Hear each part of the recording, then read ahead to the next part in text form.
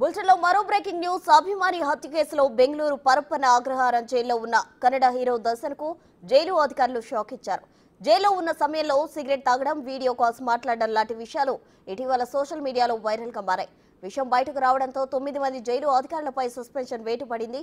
దీంతో దర్శన్తో పాటు మరో 9 మంది నిందితులను వివిధ జైళ్లకు తరలించారు.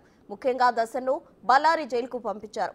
పవన్ రాఘవేంద్ర, నందీష్ ను మైసూర్ జైలుకు పంపించారు. ధనరాజ్ ను ధార్వాడ్ జైలుకు తరలించారు. ఇక జగదీష్ లక్ష్మణ్ ను శివమొగ్గ జైలుకు పంపారు. అటు పవిత్ర గౌడ్, అనుకుమార్, దీపక్ ను మాత్రం పరప్పన అగ్రహారం జైల్లోనే ఉంచారు.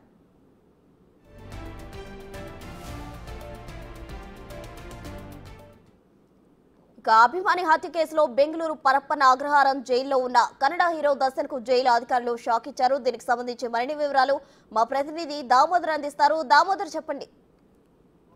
తన అభిమాని రేణుకా స్వామి హత్య కేసులో రెండో నిందితుడు ప్రముఖ కన్నడ సినీ కథానాయకుడు దర్శన్ ఏదైతే పరప్పన అగ్రహార కేంద్ర కారాగారంలో ఉన్నప్పుడు అతను రౌడీ షీటర్లతో కలిసి పార్టీ చేసుకోవడము, సిగరెట్ తాగడము, వీడియో కాల్లో మాట్లాడడము ఇవి జరిగింది. ఈ వీడియోస్ బయటికి రావడంతో అతని మీద ఏదైతే కేంద్ర కారాగారం నుంచి అతన్ని బళ్ళారి జైలుకి తరలించాలని జైలు అధికారులు నిర్ణయించుకున్నారు. అయితే అతను మొదట నిరాకరించినప్పటికీ చివరకు అధికారులు పూర్తి స్థాయిలో అతనికి నచ్చజెప్పారు. ముఖ్యంగా ఇక్కడ ఉండడం వల్ల పరిస్థితులకు ఇబ్బందికరంగా మారుతుందంటూ చెప్పాడు. అయితే తాను ఒక రౌడీ షీటర్ తనకు సెల్ ఫోన్ ఇచ్చాడు, అదేవిధంగా కాఫీ తాగి సిగరెట్ కూడా అతనే ఇచ్చాడు. ఈ విధంగా చేసినందుకు 9 మంది అధికారులను సస్పెండ్ చేయడం కూడా బాధగా ఉందంటూ కూడా పోలీసు అధికారులు ఎదుట స్పందించినట్లు తెలుస్తుంది. మొత్తం మీద అయితే అతన్ని రోడ్డు మార్గాన బళ్ళారి జిల్లా జైలుకు తరలించారు.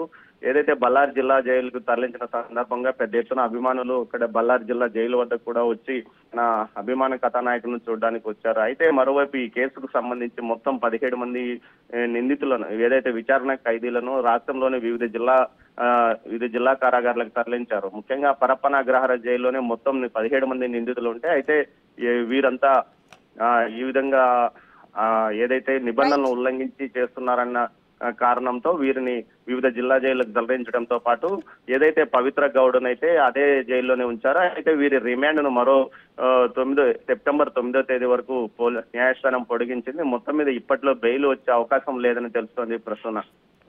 Right Damodar, thank you.